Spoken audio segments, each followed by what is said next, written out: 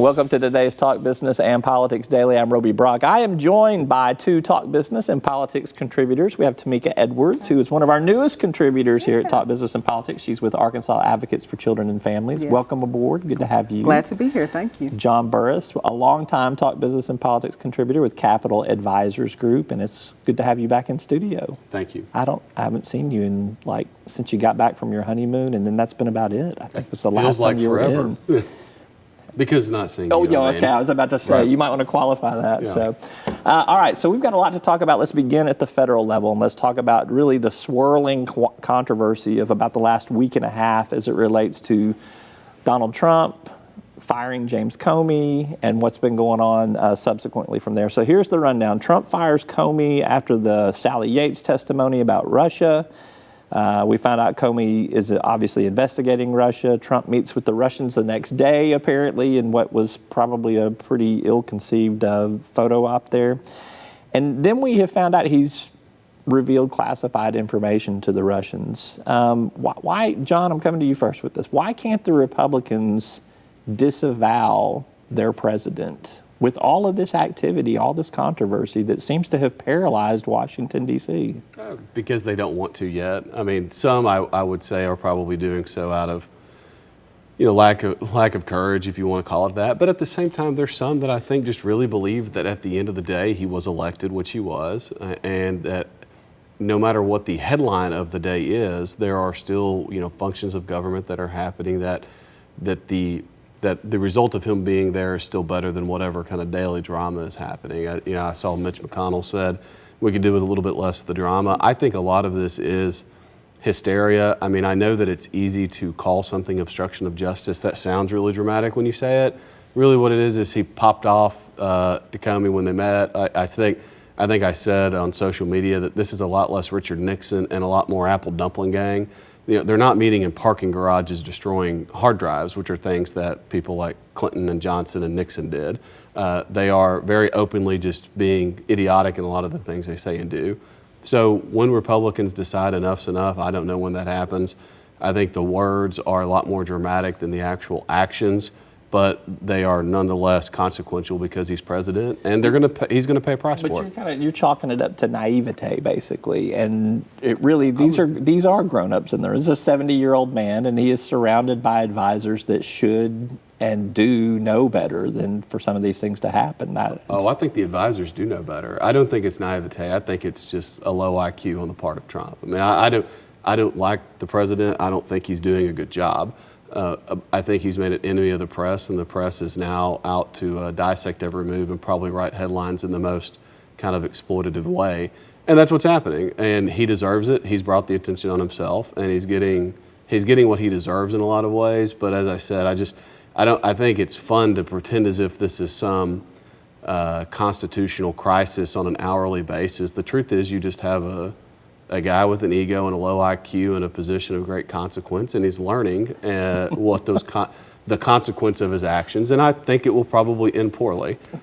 Tamika, do you have maybe a counter alternative or opinion to that? Well, those were very strong words, John. But I think that the longer this continues, the confidence of the American people continues to erode. And so I think that's really important when it comes to how the American people and government work together. And so we have to be really thoughtful about how our elected officials hold the president accountable. Now, one thing we do know is that, parties support their president when they are in charge. And so, I think that's one of the cases that we're seeing right here. But I don't think that there will be much movement until we see some movement at the ballot box. And in 2018, unless something happens this summer or in June with Georgia or the other state that has, I believe it's Montana, that has another election coming up. And I think once you see that kind of movement, you will probably see more movement on behalf of the Republicans as it relates to the president. I think that's a good point, actually, in that there aren't any electoral consequences right now. Still not a ton of polling consequences either. I mean, the president is still pretty strong among his base of support. And although we have seen his Republican numbers come down some, he's still solidly there with Republicans. So does more polling erosion, does that possibly creep into the equation before electoral consequences, do you think? I think that the folks that are in swing districts probably know they're in swing districts. I mean, you can look at the outcomes of the actual presidential race and make that determination. Probably, I mean, I think most likely what happens is the president crosses a line legally or ethically that makes it finally possible for a lot of people, a lot of Republicans, to take the position publicly that they probably feel privately. And I don't think you can necessarily chalk that up only to politics. I mean, the president was elected. He did win a majority of states. The people spoke. Those things should not be undone quickly. And at a certain point, we'll probably reach that line. If whether or not it's this afternoon or next year, will just be a determination of whether or not the president learns and corrects his behavior, or if he doubles down and keeps going. My favorite analogy right now is if the presidency, the Trump presidency, was an NBA basketball game, we're not even at the 4-minute mark of the first quarter yet. Right. So we're all emotionally exhausted already. So Melania made a good move by not moving to D.C. too quickly. Yeah, there you go. Yeah. Do you think Democrats would be circling the wagons in a similar fashion if they had a president that was off to as rocky of a start? I do, and like I said earlier, I believe parties protect their presidents. I saw a lot of this when I worked for a member of Congress, and how things just move with whoever's in office. And so I think that's important, but I still believe that if we see a change in Georgia, particularly because that's Tom Price's former old seat, and that's a Republican district, and if a Democrat wins that seat, I think there will be questions, and I think there will be a call to hold the president accountable, because there will be electoral consequences that will come from that. Definite signal there. All right, let's move to some state news here. Governor Asa Hutchinson not unexpectedly formally announces his reelection bid. We already knew that was in the works from some fundraising he did in January, I think ahead of the regular session here.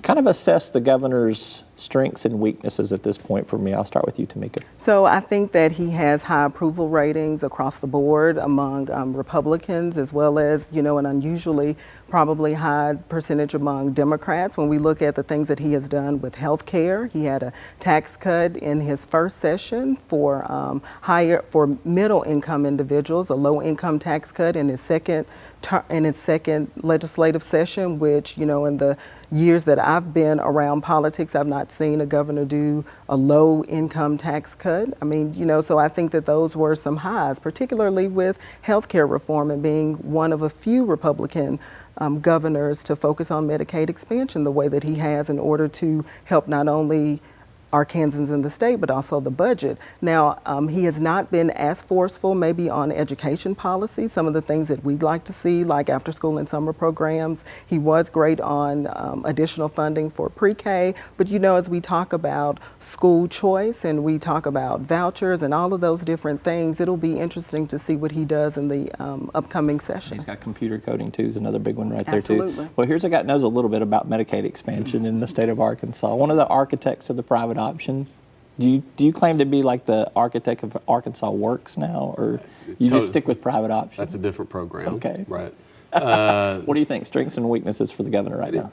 Governor, he's done a good job. That's reflected in his approval rating. I mean, he should win. He should be reelected easily. Achieving public office is an accomplishment.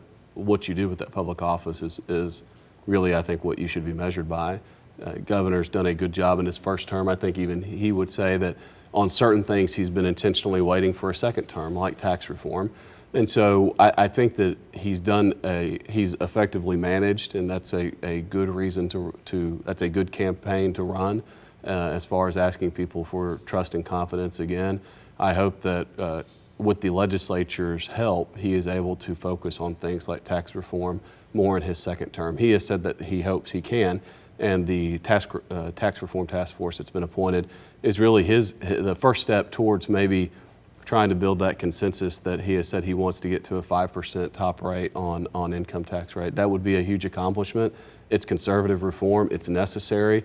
The legislature is going to have to do their part in leading that and helping facilitate that discussion. But I hope he is able to campaign on that type of bold reform, and with the legislature's help, accomplish something in the second term. Come to you and you to close it out here. Does somebody run to the right of the governor in a primary? Does it even make a dent in there? And what kind of Democrat do you think has to run to challenge? Because the Democrats will have to put someone up. No, I mean, I think it would be difficult to run to the right. That's not to say that someone won't try. Someone will, someone always says that they felt lead to do whatever they're doing, whether or not there's a chance of success. So possible, but I doubt it. And then as far as the Democrats go, I mean, they're going to be able to be elected statewide again at some point in the future.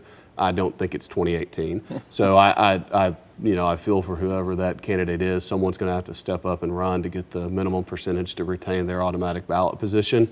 We've had to do that. I worked on Jim Keats' campaign in 2010, and I've done that before, and someone's going to have to do it on the Democrat side today. I don't know who that is. All right, what do you think, Tamika? I agree. I don't know who that person is, and I don't know if anybody could run too far to the right of the governor. I think that he's done a pretty good job of making sure that he not only holds his base, but also to bring other people into the fold. So I think it would be difficult for someone to challenge him on that. I'm older than the two of you. I remember the days when the Republicans used to put up their party chairman just so that they could keep that 3% percentage right there. Maybe old Representative Michael John Gray is our next Democratic governor. Y'all don't have to weigh in on that one. I'll weigh in on that one. So we'll see who comes up there. All right, John Burris, Tamika Edwards, as always, great stuff. Thank you so much. Thank you so much. Looking forward to more from you. Yes, sir. And let's get you in a little more regularly. Okay? Deal. You do it? All right. That is all for today's Talk Business and Politics Daily. Thanks for tuning in. We'll see you next time. Arkansas Electric Cooperative Corporation provides electric energy across 2/3 of Arkansas. This is an exciting time in our energy history, with incredible progress being made in renewable energy and storage technologies. As our energy portfolio continues to diversify, we'll maintain an all-the-above strategy to provide reliable and affordable electricity. Ever since the first light bulbs were placed in our members' homes, the electric cooperatives have been the solutions provider for our members, and we want to continue that well into the future. Each day, the promise of our nation begins again. Arkansas and America, moving forward. I help make that promise a reality. It's not for everyone, but people everywhere depend on us. Trucking delivers, or everything stops. And that's what drives me.